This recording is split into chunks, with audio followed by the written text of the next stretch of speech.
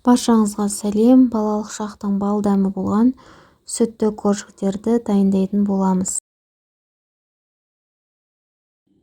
Ең алдымен ыдысымызға құмшекерді салып, жылы сүтімізді құйып, қантымыз ерігенше араластырып аламыз.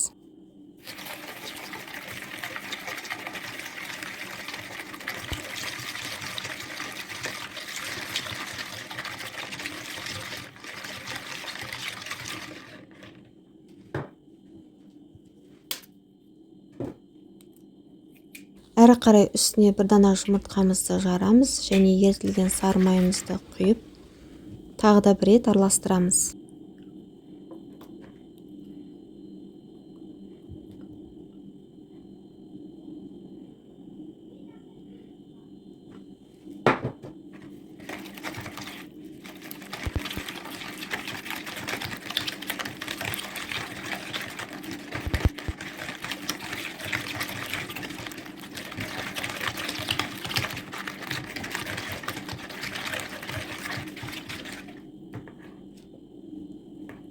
Барлығын араластырып алғаннан кейін үстіне 2 бөліп ұнымызды және разрыхителді қосып, жұмсақ қамыр илейміз.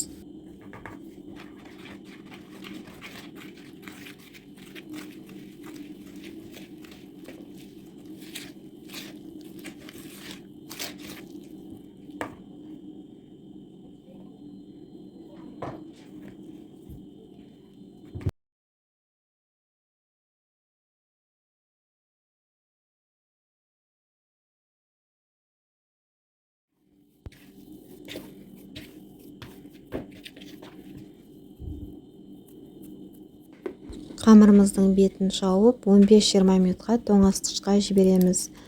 20 минуттан кейін азғантай ғана ұн қосып, қамырымызды оқтаудың көмегімен жайып аламыз. Қамырды жайған кезде сақ болыңыздар, өте тым жұқа болып кетпесін.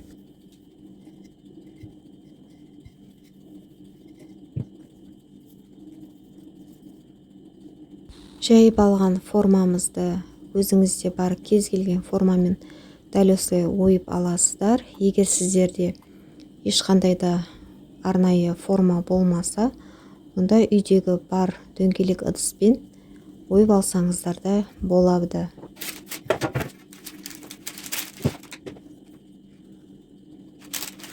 Кесіп алған коржиктарды пергамент қағазы төселген формамызға ақырын ғана сындырып алмай орналастырамыз.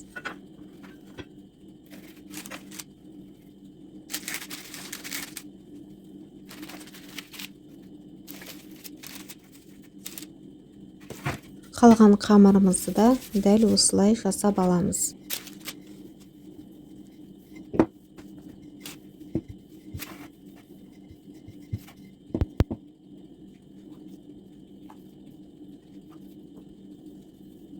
Коржиктарды қызып тұрған пеште 180 градуста 10-15 минут аралығында пісіріп аламыз. Мінекей сүтті коржиктарымыз дайын. Өте жұмсақ әрі дәмді болып шығады. Балапандарыңызға жасап беріп қуантыңыздар. Баршаңызға ас болсын.